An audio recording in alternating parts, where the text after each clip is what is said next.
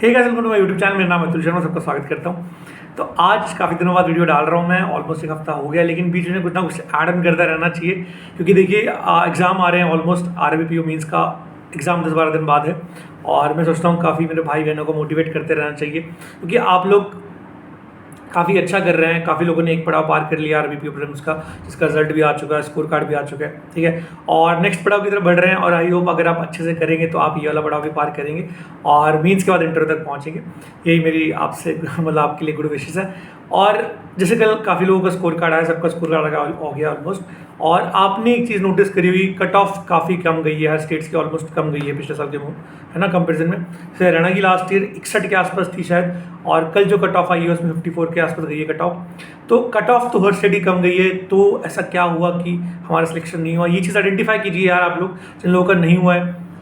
क्योंकि score cards जिन लोगों का हो गया उन लोगों की एक मोटिवेशन की तरह होती है कि मैंने इतना अटेम्प्ट किया और मैं इतने सही एक्यूरेसी में थी वगैरह वगैरह। लेकिन जिनका नहीं हुआ उनके लिए बहुत बड़ी सीख होती है कि आपका क्यों नहीं हुआ।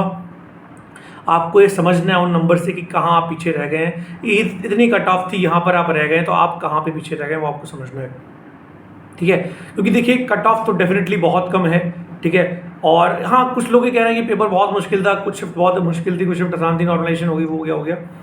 देखिए मान लिया इतना कुछ हो गया, ठीक है, मान लिया इतना कुछ हो गया, लेकिन 80 में से 54 नंबर बहुत ज़्यादा तो नहीं है मेरे ख्याल से, है ना। ठीक ठाक नंबर है, इतने ला सकते हैं आप अगर अच्छे से प्रैक्टिस करोगे तो।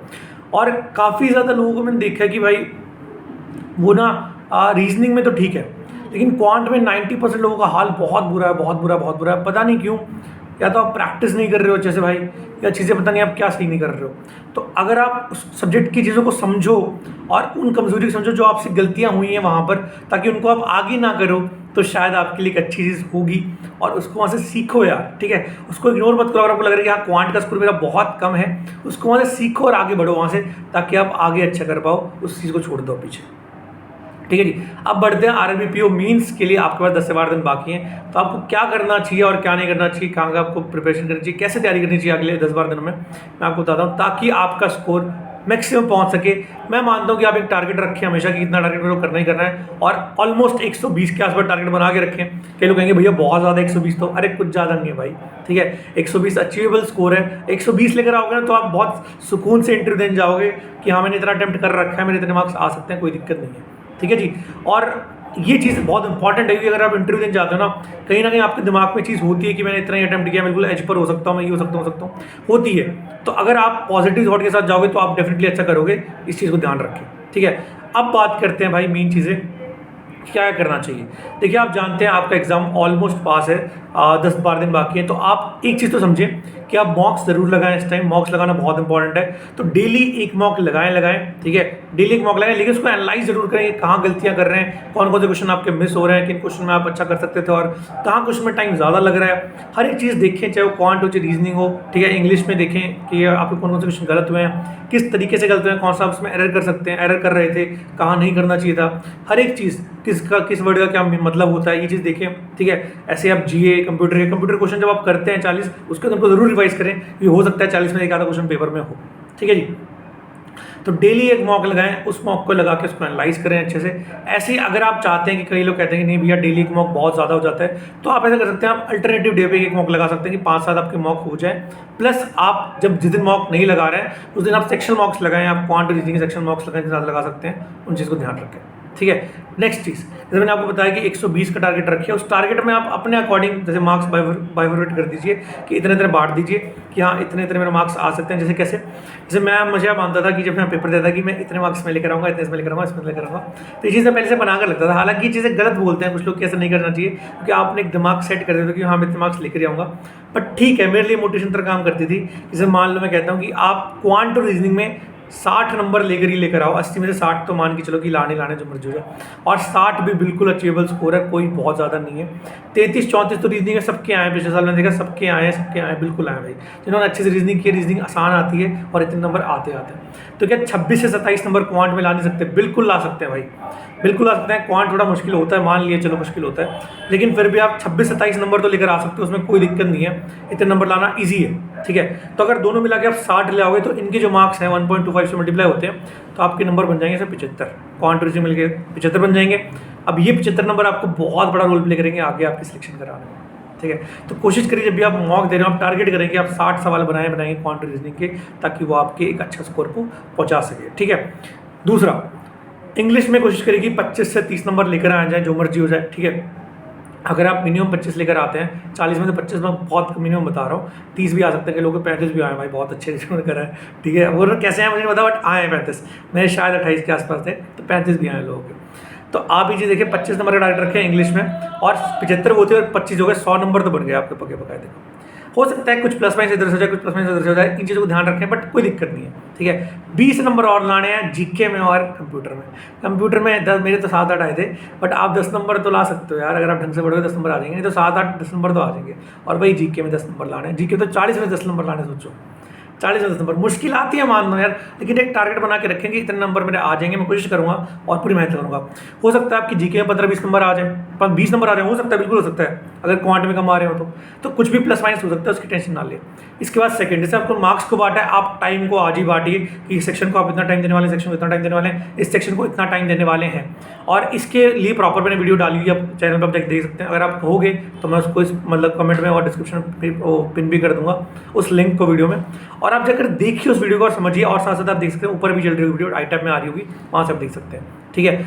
और अब ये जो चीज़ है, क्योंकि देखो टाइम बहुत इंपॉर्टेंट रोल प्ले करता है, आज जब इसे प्रैक्टिस कर रहे हो उसी तरह आप जाके एग्जाम में करोगे, पक्की बात है। तो आज से इसको टाइम को अपने दिमाग में बैठाइए कि अभी जैसे मैं करूँगा मॉक, वैसे एग्जाम में होने वाला है, तो अभी से टाइम डिस्ट्रीब्यूशन का ध्यान रखो, आज से ध्यान रखो कि सेक्शन को ज़्यादा टाइम ना दो, सेक्शन को कम टाइम ना दो, ये चीज़ बहुत इंपॉर्टेंट है, ठीक है। नेक्स्ट चलते हैं भाई, नेक्स्ट क्या है, डोंट, हाँ तो भाई नेक्स्ट है don't go for difficult questions. अभी जो टाइम चल रहा है आपके पास, मैं बताता हूँ आपको, लास्ट ईयर जब मैं पेपर दे रहा था, और मैंने देखा कि रीजनिंग के जो क्वेश्चन थे हर एक मॉक में, चाहे वो हॉलीवुड की बात करूँ, आज मैं सच्चाई बताऊँगा एकदम, चाहे वो आप प्रैक्टिस मॉक की बात करो, रीजनिंग का जो लेवल है बहुत ऊपर होता था एज कम्पेयर टू एग्जाम में। तो एक तरह से वो मेरा कॉन्फिडेंस हिला देता था कि यार इतने नंबर तो आ नहीं रहे, कहाँ से बनेंगे मेरे 120, कहाँ से बनेंगे 125, पिछले साल की कट ऑफ 91 थी, मेरे तो 91 आ नहीं रहे। तो काफ़ी लोगों के साथ ऐसा हो रहा होगा, नोटिस करना इस चीज़ को, काफ़ी लोगों के साथ हो रहा है कि रीजनिंग में 40 में 20 आ रहे हैं, 22 आ रहे हैं। ऐसा क्यों हो रहा है पता है? क्योंकि उनका लेवल टफ है क्वेश्चंस का, रीजनिंग का, जो ये पेपर डाल रहे हैं। ऐसा पेपर नहीं आता है, जेन्युइन सी बात है, ठीक है। तो अगर आपको ये चीज़ समझनी है, आपके दिमाग में लगाने की, आपकी प्रैक्टिस हो चुकी है, मॉक में जो नंबर आ रहे हैं उन पर ध्यान मत दो, पर जो एग्जैक्ट लेवल क्वेश्चन आने हैं वो इंपॉर्टेंट हैं। इसलिए आप या तो प्रीवियस ईयर पेपर्स को सॉल्व कीजिए, जो गाइड लेगा हो, चाहे अड्डा को, ठीक है, या फिर आप अड्डा के मॉक्स कीजिए। अड्डा के मॉक्स जो कि क्विज़ेस होते हैं उसमें काफ़ी मेरे को लगता है कि इजी क्वेश्चन होते हैं और वैसे ही एग्जाम में पूछे जाएंगे, ये पक्की बात है, लिखवा लीजिए मुझसे, ये लिखवा लीजिए, वैसे ही क्वेश्चन पूछे जाते हैं। ज़्यादा मुश्किल क्वेश्चन नहीं आते हैं आरआरबी पीओ मेंस में, क्योंकि इतना पेपर मुश्किल नहीं होता उसका, ठीक है। ये चीज़ बहुत इंपॉर्टेंट है, इसको ध्यान रखिए। ये चीज़ एक बहुत अच्छा रोल प्ले करती है आपके पेपर में यार, ये इंपॉर्टेंट चीज़ है। उसके बाद बात करते हैं, नेक्स्ट है इंग्लिश की। देखिए इंग्लिश जो है काफ़ी लोग उसको स्किप कर देते हैं, क्योंकि जैसे अब आरआरबी पीओ आरबी क्लर्क में तो आई नहीं थी प्री में, है ना, तो काफ़ी लोगों ने प्रैक्टिस भी नहीं की। लेकिन अब टाइम है कि वो इंग्लिश आने वाली है, और अगर आप इंग्लिश पे ध्यान नहीं दोगे तो आपको सेक्शन पीछे रह जाएगा। क्यों? क्योंकि नंबर उसमें चाहिए, और बिलीव मी हर एक पेपर में सबसे ज़्यादा ईजी सेक्शन होता है इंग्लिश। इस चीज़ को ध्यान रखिए, इसको समझ लीजिए, इसको सबसे ज़्यादा ईजी सेक्शन होता है इंग्लिश। तो अगर आपने अपना बेसिक काम कर लिया, आपने ग्रामर पढ़ लिया, आपने रीडिंग करते हो आप डेली, आप कुछ नहीं करो, आप डेली इंग्लिश को क्विज़ेस दो और 1 या 2 सेक्शन मॉक लगाओ, सेक्शन लगाओ, उसको एनालाइज जरूर करो कि भैया ये इसमें वर्ड था जो मुझे समझ नहीं आया, इस वर्ड का मतलब क्या होता है, ये वर्ड था मुझे समझ नहीं आया, इसका मतलब क्या होता है, ये क्वेश्चन मेरा गलत हुआ, इस क्वेश्चन गलत कैसे हुआ, अच्छा ये एरर था इसमें, ये समझ लेता हूँ कैसे होता है, अच्छा ये था इसमें, ये समझ लेता हूँ कैसे होता है। हर एक क्वेश्चन को बहुत डीपली समझिए, ताकि वो आपकी हेल्प करे। 40 क्वेश्चन होंगे इंग्लिश में, लेकिन वो आपको 400 चीज़ों के बराबर नॉलेज देके जाते हैं, ये आपको मैं लिख के देता हूँ चीज़ों को। तो इंग्लिश की जितना आप क्वेश्चन प्रैक्टिस करेंगे उससे आपकी हेल्प होगी, पक्की बात है, ठीक है। नेक्स्ट बात करते हैं जीए पे। देखिए जीए में क्या है, अभी आपको पता टाइम कम बचा है, तो रिवीजन बहुत बड़ी की है। आपने करना क्या, आपने 10-12 दिन को अपने बांटना है। कैसे बांटना है? मान लेते हैं 3 दिन आप देते हैं अप्रैल मई मंथ को, उसका जून मंथ को, जुलाई मंथ को, अगस्त मंथ को। मैं कहता हूँ कि अप्रैल से स्टार्ट कीजिए, अप्रैल मई जून जुलाई अगस्त 5 महीने कर लीजिए, बहुत है, इतना काफ़ी है। लेकिन फिर भी अगर कुछ महीनों कुछ लोगों के पास टाइम नहीं है तो आप अप्रैल को ही छोड़ दीजिए, मई जून जुलाई अगस्त कर लीजिए, इतना भी काफ़ी है, ठीक है। अब उसमें क्या करिए, जैसे मान लें 3 दिन दिए मैंने 1 महीने को, तो क्या करना है, जैसे आज पहले 15 दिन कर लिया, नेक्स्ट डे अगले 15 दिन कर लिया, और थर्ड डे दोनों का रिवीजन कर लिया, फिर नेक्स्ट डे ऐसे बांट लीजिए इस पूरे चीज़ों को कि हाँ मैं ऐसे करूँगा। इससे क्या होगा, आपका जो शेड्यूल है वो सेट हो जाएगा और आपको ईजी रहेगा रिवाइज करने में, वरना आपको दिक्कत आएगी। और जिस दिन भी आप रिवाइज कर, अगर मैं आज रिवाइज कर रहा हूँ, ठीक है, और क्योंकि देखो क्या है कि आप रिविजन जब करते हो तो आपको क्विजेस लगाना बहुत इंपॉर्टेंट है। तो मैं आपको रेफर करूँगा कि प्रैक्टिस मॉक पे एक वीक की 2 क्विजेस होती हैं, उनका आप जरूर लगाएं। आपने रिवीजन किया फर्स्ट वीक, उसकी जाके प्रैक्टिस मॉक पे क्विज लगाइए, सेकंड वीक रिवीजन किया, फिर जाके क्विज लगाइए। उन क्विजेस से आपको क्या होगा, रिवाइज भी हो जाएगा। एक बार आपने वैसे रिवीजन कर लिया, एक बार आपने क्विजेस से रिवीजन कर लिया, तो आपका काफ़ी काम हो जाएगा। ये चीज़ ध्यान रखिए, ठीक है। ऐसे करते करते सारे मंथ रिवाइज करिए, ये आपके लिए इंपॉर्टेंट है। उसके बाद करते हैं कंप्यूटर की। देखिए कंप्यूटर वैसे तो सबने पढ़ लिया होगा, अगर नहीं पढ़ना स्टार्ट किया तो कोई टेंशन नहीं, बात नहीं यार, अभी बहुत टाइम है। स्टार्ट कीजिए पढ़ना। आप कहीं से पढ़ सकते हैं, आप यूट्यूब से पढ़ सकते हैं, या फिर मैंने बताया था हॉलीवुड की पीडीएफ को कर लीजिए, कवर कर लीजिए, उतना ही काफ़ी है। तो उसके लिए इतना कीजिए, आप एक काम कीजिए, आप जो भी सोर्स पढ़ रहे हैं उससे अपने एक नोट्स बनाइए 10, 12, 15 पेजेस का, और उसको डेली रिवाइज कीजिए। बस नोट्स बनाइए, मैं कह रहा हूँ कि नोट्स बनाइए, बहुत फोकस वर्ड है कि नोट्स बनाइए, चाहे 1, 2 घंटे 3 घंटे लग जाए, नोट्स बनाइए उसको, और उसको बार बार रिवीजन करिए। और मैं कह सकता हूँ कि आपके नंबर ऐसे आ जाएंगे, उसमें कोई टेंशन नहीं होगी आपको, ठीक है। तो ये कीजिए कंप्यूटर के लिए इस टाइम। बाकी क्वांट रीजनिंग के लिए मैं आपको कुछ अलग नहीं बताऊंगा, कि देखो क्या है कि आप इतने टाइम से उसकी प्रैक्टिस कर रहे हो, वही सेम चीज़ें हैं, बट आपने बस ध्यान देना है कि अगर आपका कोई सब्जेक्ट वीक है, चाहे पर्टिकुलरली क्वांट है, चाहे पर्टिकुलर रीजनिंग है, तो उस सेक्शन पे आज मतलब रोज़ ध्यान दीजिए। और कोई टॉपिक कमजोर है, डीआई कमजोर आपको लगता है तो डीआई पे ध्यान दीजिए। अगर आपको लगता है कि आपकी अर्थमेटिक कमजोर है तो अर्थमेटिक सॉल्व कीजिए, ठीक है, ये सॉल्व करते रहिए। और इन किसी को लगता है कि नहीं मेरी पजल से वीक है तो पजल सॉल्व कीजिए, लेकिन ध्यान दीजिएगा पजल आप या तो किसी यूट्यूब वीडियो से करिए जो सर वगैरह करवाते हैं कोई, या फिर आप अड्डा से करिए। क्यों कह रहा हूँ, क्योंकि जेन्युइनली बता रहा हूँ, बाकी मॉक्स की पजल्स मुश्किल होती हैं और वो आपको थोड़ा दिमाग ला देगी कि ऐसे मुश्किल पजल भी आती हैं, तो वो चीज़ें नहीं चाहिए हमें इस टाइम एग्जाम में, कोई फालतू स्ट्रेस नहीं चाहिए, ठीक है जी। तो आई होप आपको ये वीडियो अच्छी लगी हो, काफ़ी कुछ सीखने को मिला हो। थैंक यू सो मच इस वीडियो में जुड़े रहने के लिए, आपका धन्यवाद। अगली वीडियो में मिलेंगे, जब तक ऑल द बेस्ट, बाय, तैयारी करते रहिए। All the best everyone.